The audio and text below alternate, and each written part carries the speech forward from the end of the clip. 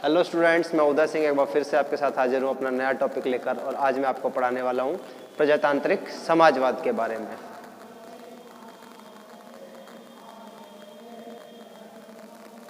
क्या पढ़ाने वाला हूँ आज आपको मैं? प्रजातांत्रिक समाजवाद के बारे में। देखिए, प्रजातांत्रिक समाजवाद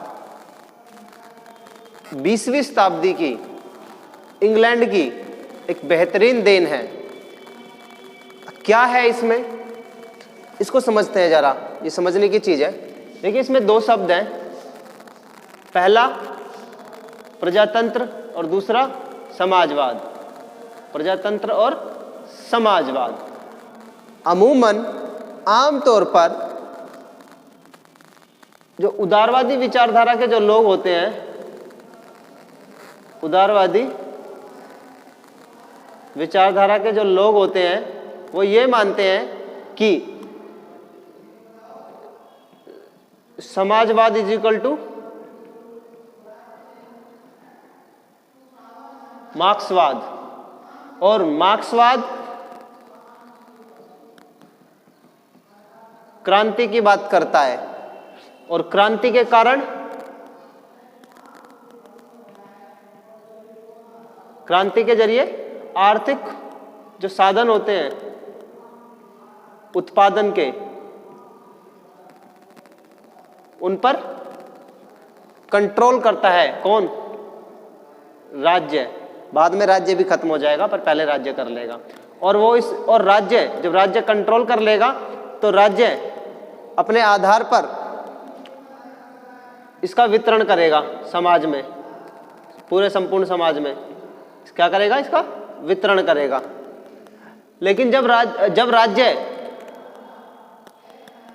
उत्पादन के जो साधन अपने अंडर करेगा, यानी कि राज्य जब संपत्ति छीनेगा लोगों से, लोगों की निजी संपत्ति छीनेगा, तब वो प्यार से नहीं देंगे, तो क्या करेगा? वो एक प्रकार से बल का प्रयोग करेगा।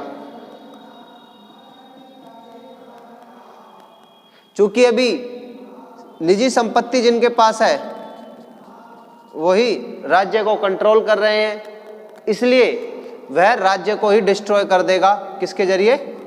क्रांति के जरिए। तो ये जो बात करते हैं मार्क्सवादी, ये बात करते हैं आमूल चूल परिवर्तन की, क्रांति की बात करते हैं। कहते हैं, ये मार्क्सवादी कहते हैं कि वर्तमान में जो व्यवस्था है, वर्तमान में जो व्यवस्था है वह क्या है? अन्यायपूर्ण है। जो आज के टाइम में जो समाज है वह है शोषण आधारित समाज है। कौन सा? शोषण आधारित, जिसमें दो वर्ग हैं, एक पूंजीपति जो मालिक है, दूसरा मजदूर। मालिक मजदूरों का हक मार मार कर ही पूंजीपति बने हैं, और इसी पूंजी के सहारे एक निजी संपत्ति खड़ी की है। और इस निजी संपत्ति को राज्य को क्या करना चाहिए? इसे अपने अधीन में ले लेना चाहिए, इसे छीन लेना चाहिए लोगों से, और उसका वितरण करना चाहिए, सभी लोगों में वो बांट देनी चाहिए। अब मार्क्सवादी के ये विचार हैं, ये कैसे विचार हैं? ये एक प्रकार से ये उग्र विचार हैं, उग्रवादी विचार हैं कि इनकी संपत्ति अमीरों की छीन लेनी चाहिए और गरीबों में बांट देनी चाहिए। जब ऐसी कहीं पे बात आती है तो क्या आता है? एक प्रकार से ताकत, बल, शक्ति, हिंसा, ये सब चीजें देखने को मिलती हैं। लेकिन जो लोकतांत्रिक या प्रजातांत्रिक तरीके होते हैं वो कहीं इनसे अलग होते हैं। वो किस में विश्वास करते हैं? जो प्रजातांत्रिक जो तरीके होते हैं वो विश्वास करते हैं किसमें? चुनावों में, सरकार के क्रमिक सुधारों में, बदलाव, परिवर्तन में, धीरे धीरे। यानी कि एक प्रकार से यूं समझ लीजिए कि जो मार्क्सवादी होते हैं वो मेंटेनेंस के, यानी कि रिपेयरिंग के या सुधार के धीरे धीरे तरीके से संतुष्ट नहीं होते, वो पूरी की पूरी व्यवस्था को बदलना चाहते हैं। यानी कि इस गाड़ी में प्रॉब्लम आ रही है तो गाड़ी को हटाओ, दूसरी नहीं लाओ। लेकिन जो ये उदारवादी विचारधारा के जो लोग होते हैं, ये किस प्रकार की विचारधारा के लोग होते हैं? ये होते हैं कि गाड़ी अगर खराब है तो इसके जो पार्ट्स हैं उनको बदलवा दो, जो पार्ट प्रॉब्लम क्रिएट कर रहा है, यानी कि मेंटेनेंस करने की बात करते हैं उदारवादी। और ये समाजवादी जो होते हैं वो बिल्कुल गाड़ी को बदलने की बात करते हैं। लेकिन कौन से समाजवादी? जब हम समाजवाद को मार्क्सवाद के परिप्रेक्ष्य में समझते हैं। लेकिन एक नया शब्द, हालांकि इस मार्क्सवाद को समाजवाद कहा जाने लगा, लेकिन जब ये समाजवाद शब्द प्रजातांत्रिक समाजवाद के साथ आता है तो इसके मतलब बदल जाते हैं, मायने बदल जाते हैं, इसके मायने बदल जाते हैं।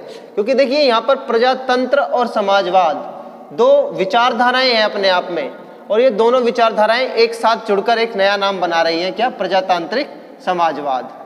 इसके समर्थक रहे हैं कौन? हमारे पंडित नेहरू रहे हैं, पंडित जवाहरलाल नेहरू पहले प्रधानमंत्री, इसके समर्थक रहे हैं। लोहिया इसके समर्थक रहे हैं, बहुत अच्छे थिंकर हैं।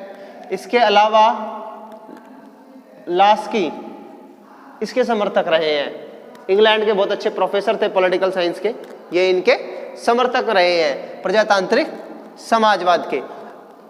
इसमें क्या होता है? देखिए प्रजातांत्रिक तरीके में तो यही होता है कि भैया चुनाव लड़िए, इलेक्शन जीतिए, इलेक्शन जीतने के बाद आप कानून बनाइए और उन कानूनों के आधार पर समाज को चलाइए। अगर कुछ कानून गलत है तो उन कानूनों को बदल दीजिए चुनाव लड़के, जीत के। ये तरीका प्रजातांत्रिक है। मार्क्सवादियों का तरीका है क्रांति करके हम चीजों को बदल देंगे।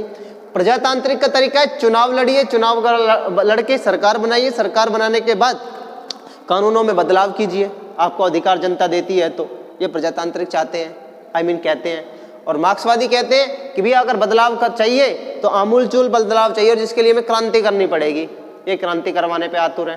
ठीक है, तो ये है इन दोनों विचारधाराओं के मतलब। लेकिन जो एक शब्द बनता है प्रजातांत्रिक समाजवाद, इन दोनों के मिलने से तो इनके मायने ये हो जाते हैं कि प्रजातांत्रिक माध्यम से संपत्ति की गहरी असमिति को मिटाना। देखिए जो मार्क्सवादी है इनकी मेन प्रॉब्लम क्या है कि आर्थिक साधन है ना, वो कुछ लोगों के हिस्से में आ गए हैं, सिर्फ कुछ चुने हुए लोगों के में, और बाकी के सब लोग क्या हैं? बाकी के सब लोग शोषक हैं, यानी कि मजदूर बने हुए हैं। मार्क्सवादियों की प्रॉब्लम यह है कि सारी संपत्ति, आज भी संपत्ति का वितरण इस प्रकार से है कि 1% लोगों के पास 99% पैसा है, और बचे हुए 99% लोगों के पास सिर्फ 1% पैसा है। यानी कि 99% लोग गरीब हैं और 1% लोग अमीर हैं। बोला ये जो असमानता है, आर्थिक असमानता, ये बहुत बड़ी प्रॉब्लम है मार्क्सवादियों के लिए। ये इस असमानता को मिटाने के लिए क्रांति के जरिए साम्यवादी शासन व्यवस्था लागू करना चाहते हैं। कौन सी शासन व्यवस्था? साम्यवादी शासन व्यवस्था लागू करना चाहते हैं, जहां पर साम्यवादी शासन व्यवस्था एक ऐसी शासन व्यवस्था होगी जिसमें साम्यवादी शासन व्यवस्था एक ऐसी शासन व्यवस्था होगी जिसमें जो कहते हैं ना निजी संपत्ति, ये नहीं होगी। सब कुछ राज्य का होगा, सरकार का, सब कुछ सरकारी होगा। उत्पादन के जितने भी साधन होंगे, जमीन होगी, खेत होंगे, फैक्ट्री होंगी, कंपनियां होंगी, सब सरकार की होंगी। लोग सिर्फ उसमें मजदूर होंगे, वहां काम करेंगे, सैलरी लेंगे, बस बात खत्म। इस प्रकार की व्यवस्था साम्यवादी बनाना चाहते हैं, मार्क्सवादी बनाना चाहते हैं। कहते हैं कि साम्यवादी व्यवस्था का हम युग लाएंगे, किसके जरिए? क्रांति के जरिए। लेकिन जो इसकी जो प्रॉब्लम है, इसकी प्रॉब्लम यह है कि सबकी संपत्ति छीन लेंगे तो लोग विकास कैसे करेंगे? लोग जब संपत्ति का लालच नहीं होगा तो लोग कुछ भी नहीं करेंगे, बस मेहनत करेंगे, अपना कर आएंगे थोड़ा बहुत काम और खाने को मिल जाएगा, बस बात खत्म। तो विकास रुक जाएगा, उसकी भी अलग प्रॉब्लम है। तो इसका तोड़ क्या निकाला कि भैया इस प्रकार की व्यवस्था को देखो खत्म करना पड़ेगा। जो उदारवादी व्यवस्था में, प्रजातांत्रिक व्यवस्था में,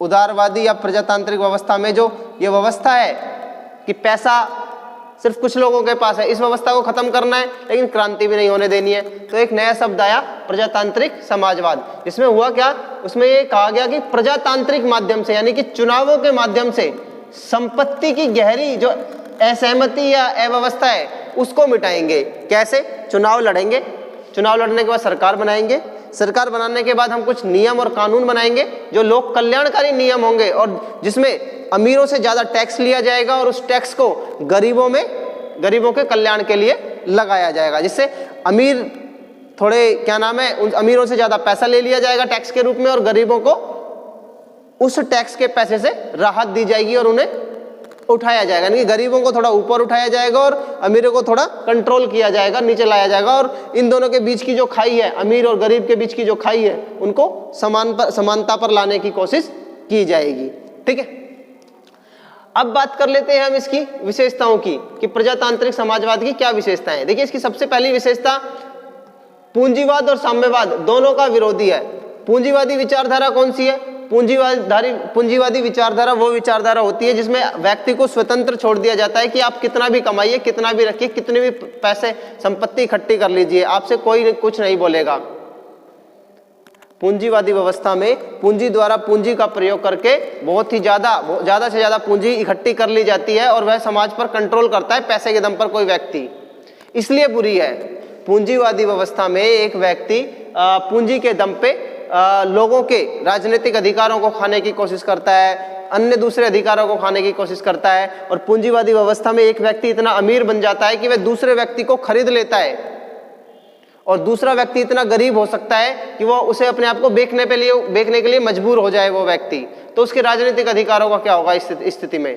तो पूंजीवादी व्यवस्था में मजदूरों की हालत या गरीबों की हालत बहुत बेकार होती है और अमीर बहुत अमीर होता जाता है और गरीब बहुत गरीब होता जाता है। साम्यवादी व्यवस्था की दिक्कत यह है कि एक क्रांति की बात करते हैं, उत्पादन के साधनों को छीनने की बात करते हैं, निजी प्रॉपर्टी को समाप्त कर देने की बात करते हैं। तो कहता है कि इन दोनों ही विचारधाराओं का विरोधी है। कहता है कि पूंजी भी होगी सीमित मात्रा में और उसका उपयोग लोक कल्याणकारी कामों के लिए किया जाएगा सरकार के द्वारा। ठीक है, सर्वाधिकारवादी राज्य का विरोधी, ये ऐसे राज्य का विरोधी है जहां पर हिटलर जैसे प्रधानमंत्री होते हैं, इनका विरोध करता है। हिटलर जैसे जर्मनी में हिटलर था, इटली में मुसोलिनी था, इस प्रकार के जो राज्य होते हैं जो सारे अधिकार अपने पास रखते हैं। साम्यवादी भी ये एक प्रकार से ऐसी सरकार है, वहां पे एक ही दल होता है, तो उसका भी एक प्रकार से विरोधी है। धर्म और नैतिकता पर आधारित है। प्रजातांत्रिक समाजवाद धर्म और नैतिकता में विश्वास करता है। मानव एक नैतिक प्राणी है, ऐसा प्रजातांत्रिक समाजवाद मानता है। पूंजीवाद और साम्यवाद दोनों को, व्यक्ति को क्या मानते हैं? मानव को ये आर्थिक प्राणी मानते हैं कि व्यक्ति एक आर्थिक प्राणी है और आर्थिक तत्व के द्वारा ही ये संचालित होता है इंसान। मजदूर या मालिक, इन दोनों के रिश्ते भी आर्थिक आधार पर तय होते हैं। मजदूर काम करता है उसके, इसलिए नौकर है, वो काम देता है मालिक, इसलिए वो मालिक है। मतलब आर्थिक तत्व इंपॉर्टेंट होता है और आर्थिक तत्व से ये संचालित होता है मानव, ऐसा साम्यवाद मानता है। पूंजीवाद भी ऐसा ही कुछ मानता है, लेकिन ये प्रजातांत्रिक समाजवाद मानव को एक नैतिक प्राणी मानता है। व्यक्ति की स्वतंत्रता की गारंटी होती है प्रजातांत्रिक समाजवाद में। पूंजीवाद में इसलिए नहीं होती क्योंकि पूंजीवाद में जब आदमी के पास पैसा ही नहीं होगा, कोई गरीब आदमी है, तो वो किस आधार पर अपनी स्वतंत्रता का प्रयोग करेगा बिना पैसे के? उसे खरीद लिया है अमीर आदमी ने, तो कैसी स्वतंत्रता? उसे एक प्रकार से उसकी गुलामी हो जाएगी, वो उसे नौकरी कर रखी है, पैसे में उसे खरीद रखा है मालिक ने। और साम्यवाद में स्वतंत्रता का आनंद इसलिए होता है क्योंकि आप अपनी मर्जी से कोई संपत्ति नहीं रख सकते, आपके पास कोई खास अधिकार नहीं होते, सारा राज्य आपसे अधिकार छीन लेता है। ठीक है, इसमें साम्यवादी नियमों को फॉलो नहीं किया जाएगा और पूंजीवाद की तरह बहुत ज्यादा संपत्ति रखने की इजाजत भी नहीं दी जाएगी, इसलिए व्यक्ति की स्वतंत्रता की गारंटी बनी रहती है। प्रजातांत्रिक सिद्धांतों में अटूट विश्वास है। इस विचारधारा का प्रजातांत्रिक जो सिद्धांत है बहुत अटूट विश्वास है कि भैया हम बदलाव करेंगे तो चुनावों के माध्यम से ही कानून बनाकर करेंगे, क्रांति बनाकर नहीं करेंगे। अर्थव्यवस्था पर प्रजातांत्रिक नियंत्रण का समर्थक, वह कहता है कि जो अर्थव्यवस्था है उस पर प्रजातांत्रिक नियंत्रण होना चाहिए, राज्य का क्रांतिकारी नियंत्रण नहीं, साम्यवाद की तरह प्रजातांत्रिक नियंत्रण, यानी कि इस प्रकार के रूल रेगुलेशन बनाने चाहिए राज्य को कि जिससे कि अमीरी और गरीबी की खाई पटे, यानी कि ये अमीरी और गरीबी की जो खाई है उसको कम किया जा सके, न कि इसको और ज्यादा गहरा किया जाए।